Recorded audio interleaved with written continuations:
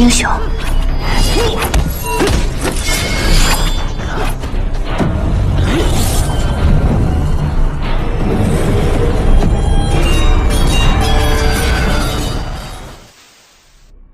Halo guys, jumpa lagi dengan Unmovies dalam alur Fikta Film dengan gaya biasa, seadanya, dan bicara sebisa-bisanya. Film yang mau kita bahas kali ini berjudul The River Monster yang dirilis tahun 2019 guys. Film ini mengisahkan tentang seorang pendekar golok setan yang bernama Liu Yidao, dimana dia adalah seorang pendekar yang masuk dalam daftar 3 orang tersakti yang mempunyai seorang adik yang bernama Xiao Piao, yang setiap bulan purnama adiknya berubah menjadi siluman akibat digigit oleh siluman darah. Dan Liu Yidao pun mendengar kabar bahwa sebagai penawarnya ia harus diberi cairan emas di bekas gigitannya itu. Walau tidak bisa disembuhkan dengan cairan emas, tapi setidak-tidaknya adiknya tidak berubah menjadi siluman guys. Maka dari itu Liu Yidao pun harus mencari uang untuk mendapatkan emas dan bekerja menjadi seorang pemburu siluman. Dan ia bersama adiknya, walau adiknya itu sendiri tidak tahu tentang penyakitnya itu. Hingga suatu malam ia dimintai tolong seseorang yang ternyata dia itu siluman ikan mas, dan dia memberinya emas sebagai imbalannya untuk menyelamatkan cucunya yang diculik pendekar golok terbang.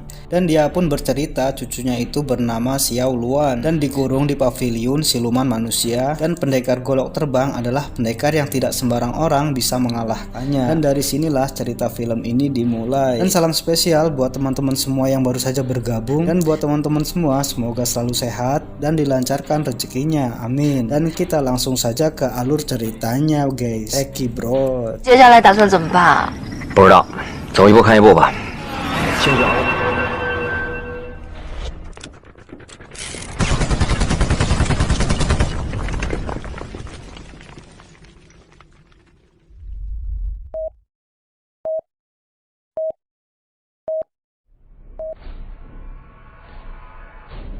Kisah ini kita mulai dengan seseorang yang juga seorang pemburu siluman atau biasa disebut para penakluk iblis mendatangi ke kediaman siluman ular, di mana siluman ular ini sudah membunuh ribuan para penakluk iblis. Dan siluman ular ini punya abdi setia yaitu siluman kodok. Dan akhirnya setelah bertarung melawan siluman ular, pemburu siluman ini pun malah mati di tangan siluman ular tersebut. 大王的神女妻女妖孽，你杀了991名降魔。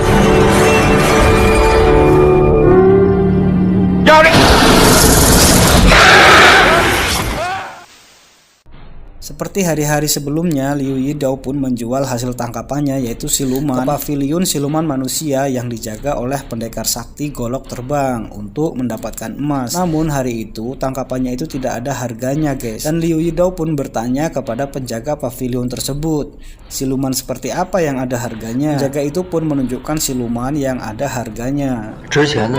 好啦，你们都别吵了。 带你们长长眼。 红烧出来一顿吃不了怎么？它最值钱的是什么？之类嘛，啊可不是每条锦鲤都会留。这得多少钱啊4两。 Dan di situ pun Liu Yidao diperlihatkan siluman ikan koi yang kata penjaga itu siluman ini sangat berharga. Pulangnya dari paviliun siluman manusia, Liu Yidao dan adiknya Xiao Piao didatangi siluman ikan mas. Tetapi siluman ini mempunyai permintaan kepada Liu Yidao agar ia membebaskan cucunya yang ditangkap pendekar golok terbang, yang tidak lain itu adalah siluman yang tadi sempat dilihatnya di paviliun siluman manusia. 我带着孙女小鸾，也就是非人就把我的孙女给掳走了。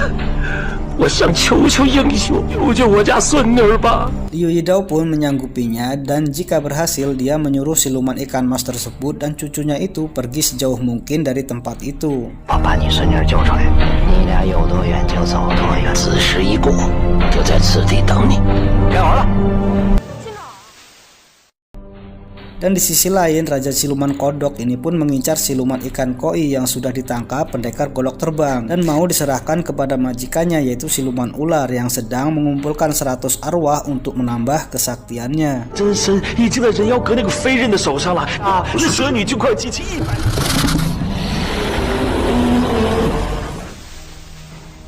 100。 Sesampainya di paviliun siluman manusia, Liu Yidao pun membebaskan siluman ikan koi. 你爷爷叫我救你出去。 你走不走？哼，不找了，也废不了。怎么了？看到我还不来呀？ Dan pada saat yang bersamaan, Raja Kodok pun datang ke situ untuk membeli siluman ikan koi, namun sudah nggak ada di dalam kurungan tersebut.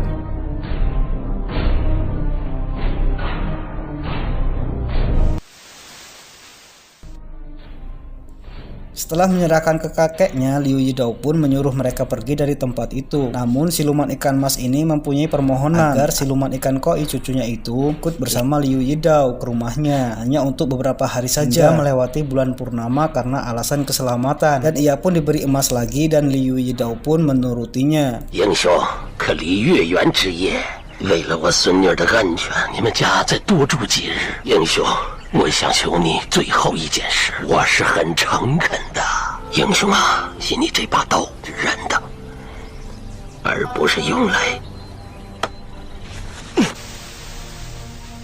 Setibanya di rumah, Liu Yidao pun meracik emas-emas itu untuk dicairkan dan ditempatkan di tempat yang khusus. Dan tiba-tiba adiknya yang bernama Xiao Piao ini masuk ke kamar tersebut dan protes mengapa membolehkan mereka tinggal bersama. 石亮啊，听我说。 点起码的职业道德，懂吗？你还让他们住自己家里，而且，那飞刃是什么人呢？ Pada suatu hari sepulangnya Liu Yidao mencari kayu bakar, dia terkejut melihat para tamunya itu tergeletak di depan pintu dan mengatakan siluman ikan koi dan yang lainnya telah dibawa pergi oleh seseorang. Dan Liu Yidao pun sudah menebak itu pasti perbuatan si golok terbang. Dan Liu Yidao pun langsung mendatanginya ke pavilion siluman manusia dan akhirnya dia pun duel melawan si golok terbang. Pertarungan sengit pun terjadi. 怎么又是你？你也是捉妖师？他们给钱比你多。 你找死！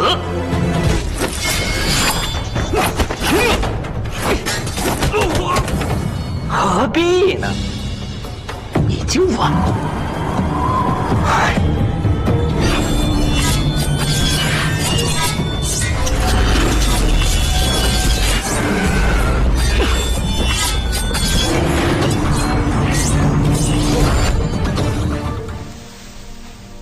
Si golok terbang pun akhirnya tewas terkena golok setannya dan membebaskan adiknya dan siluman ikan koi tersebut. Namun karena luka dalam yang parah, kakeknya siluman koi ini pun meminta permohonan kepada Liu Yidao agar melindungi siluman koi ini yang bernama Xiao Luan hingga malam purnama dan membawanya ke sungai Linhe. Karena jika tidak, naga jahat akan terlahir kembali dan mengacaukan dunia ini. Karena ternyata siluman ikan koi ini adalah reinkarnasinya. Dan akhirnya Liu Yidao pun membawanya. 好。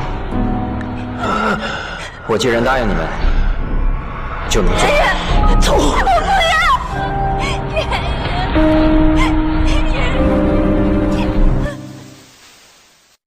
Lagi-lagi siluman kodok pun datang ke tempat itu untuk membeli siluman ikan koi tersebut yang telah ditangkap si golok terbang dan ternyata si golok terbang sudah tewas.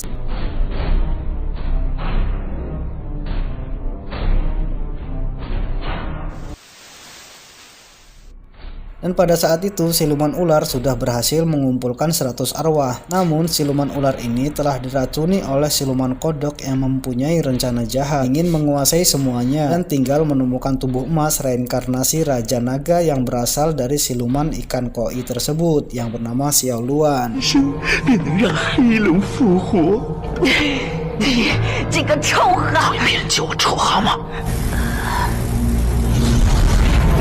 飞刃已经死了，恐怕赶紧伸出留一刀。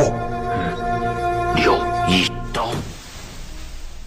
Di tempat lain datang juga pendekar yang paling ditakuti yang juga seperguruan Liu Yidao yang bernama Tian Dao dan Tiang Xin ke tempat itu, yang juga mereka ini adalah pemburu siluman dan hendak menemui si golok terbang. Dan ternyata diam-diam Xiao Luan pun jatuh cinta kepada Liu Yidao dan mengobrol dengan Xiao Pao mengenai kakaknya itu, dan Xiao Pao pun curhat mengapa tiada laki-laki yang mendekatinya. 你说哥哥他会喜欢什么样的姑娘啊？我怎么知道？我又没见他谈过恋爱，怎么没有男人喜欢我呢？是不是因为我穿的太爷们儿了？你们妖怪不是都会变些法术吗？ Setibanya di pavilion siluman manusia, Tian Dao dan Tiang Xin telah mendapati si golok terbang tewas dan yakin pembunuhnya adalah Liu Yidao karena selain dia tidak ada lagi yang bisa mengalahkan si golok terbang. Dan mereka pun jadi bingung kemana lagi hendak menanyakan perihal siluman ular yang mereka buru. 飞刃在降妖榜上排名前30。这么整齐，像是刀上出如此刀法。师兄难道说的是？ Pada suatu hari, anak buah siluman ular yang sudah berkhianat kepada siluman ular dengan meracuninya datang ke rumah Liu Yidao dan berpura-pura sakit dan hendak membunuhnya. Namun ketahuan dengan Liu Yidao dan segera pergi. Namun di pertengahan jalan dia dibunuh Tian Dao dan Tiang Xin karena tahu dia itu siluman. 别跟他废话那么多，我们还要去寻找鬼道。 Pada suatu malam, Xiao Luan mendapati Xiao Pao berdiri di depan rumah dan terkejut melihat Xiao Pao sudah berubah wajah mengerikan dan berteriak. Liu Yidao pun menyuruh Xiao Luan untuk mengambil cairan emas untuk penawarnya. 小飘，快去找金水，就在柜子上那个。在哪？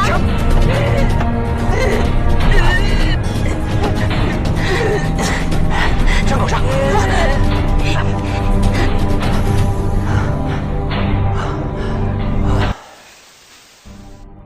Setelah bercerita tentang adiknya Xiao Pao bisa begitu, akhirnya Xiao Luan tahu bahwa Liu Yidao benar-benar seorang yang baik dan jadi malu karena dia selama ini berprasangka buruk kepada Liu Yidao yang memburu siluman cuma hanya karena uang. 从那以后啊，每到月圆的时候，我金水才能暂时压制他，这就是我这么疯狂敛财的原因。这也是为什么小飘这么不喜欢妖的原因。 对不起，我之前都错怪你。我就是想让。 Dan Liu Yidao pun bercerita kepada Xiao Luan, dia sudah bertahun-tahun mencari obat dan tabib ke semua wilayah, namun tidak ada orang yang bisa menyelamatkan adiknya tersebut. Hingga Xiao Luan bercerita jika sakit Xiao Pao karena siluman harus diobati juga dengan bangsa siluman. Dan Xiao Luan pun memberitahu tentang teman kakeknya yang bernama Tabib Kura-Kura. Dia ahli dalam ilmu pengobatan dan mereka pun berangkat ke rumah Tabib Kura-Kura pada saat itu juga. 我爷爷倒是有一位旧友，就是。 桂神医在哪儿？他收拾东西，马上去。哦。 Dan akhirnya tiba di rumah Tabib Kura-Kura dan Tabib Kura-Kura pun mau mengobatinya dan meminta pertukaran barang yang paling berharga yang dimiliki Liu Yidao yaitu pedangnya. Dan dia pun memberikannya. 这杀人的刀我本不喜欢，但从你手里拿走。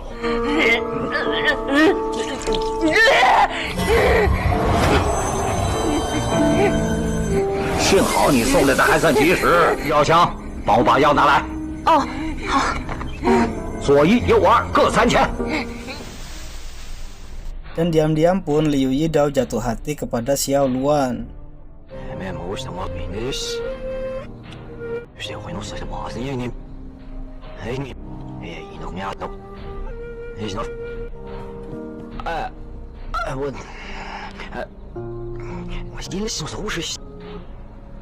我当然不舍得你走，我哪舍得你走啊？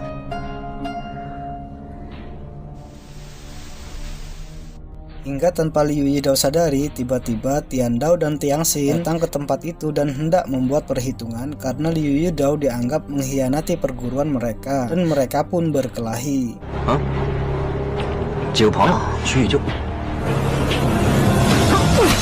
Dan juga pada saat yang bersamaan saat Tabib Kura-Kura mengobati Xiao Pao, anak buah Raja Kodok datang ke tempat itu dan menyiksa Tabib Kura-Kura dan membawa Xiao Luan pergi. 你就是小关，我找的就是。 Saat Liu Yidao telah mengalahkan Tian Dao dan Tiang Xin, dia pun berniat melihat keadaan adiknya. Namun terlihat di situ Tabib Kura-Kura sudah tergeletak tak berdaya dan mengatakan Xiao Luan telah diculik. 小兰呢？小兰她被带走了。 Di pertengahan jalan saat hendak pergi memulihkan kekuatan, Tian Dao dan Tiang Xin pun diculik sesosok siluman. 没想到他隐退江湖这么多年，实力。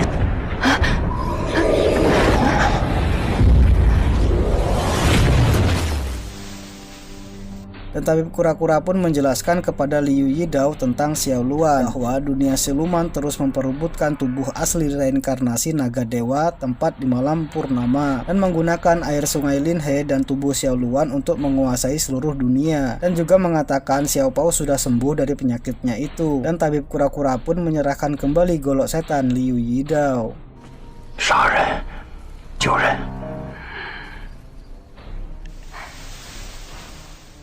Dan ternyata yang menculik Tian Dao dan Tiang Xin adalah Raja Kodok. 这不是天道和天心吗？妖孽！说也是我救了你。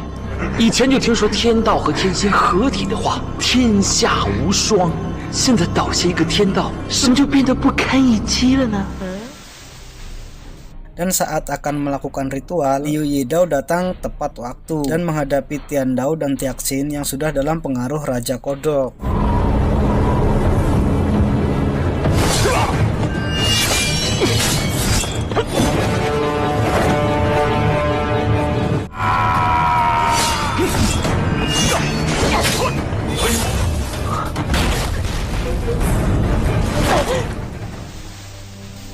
Di saat yang tepat sudah mengalahkan Tian Dao dan Tiang Xin, Raja Kodok pun sudah selesai melakukan ritual dan Xiao Pao pun datang ke tempat itu. Dan wujud Raja Kodok pun sudah berubah menjadi naga hitam setelah menyatu dengan Xiao Luan. Namun naga hitam ini masih teringat dengan Liu Yidao dan Xiao Pao.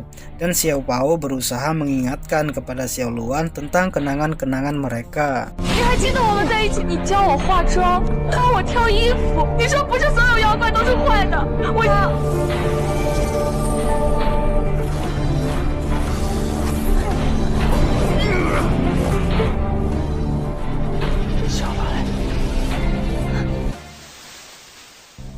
Dan saat teringat, Xiao Luan pun memilih untuk mati sehingga naga hitam tak jadi berbentuk utuh dengan cara menarik Liu Yidao yang memegang golok setannya dan tertancap golok setan tersebut.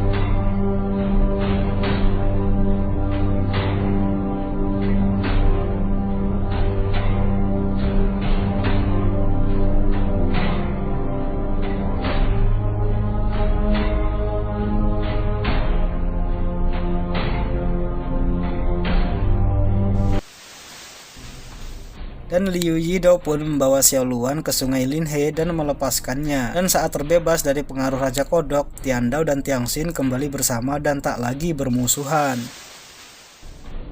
Dan di dalam rumahnya, Liu Yidao berbincang-bincang dengan adiknya yang bernama Xiao Pao tentang Xiao Luan. Dan tiba-tiba Xiao Luan pun hadir di tempat itu dan film pun habis. 那个小栾他都走了1年了，马上就是8月18了。鬼道，我找你好久了。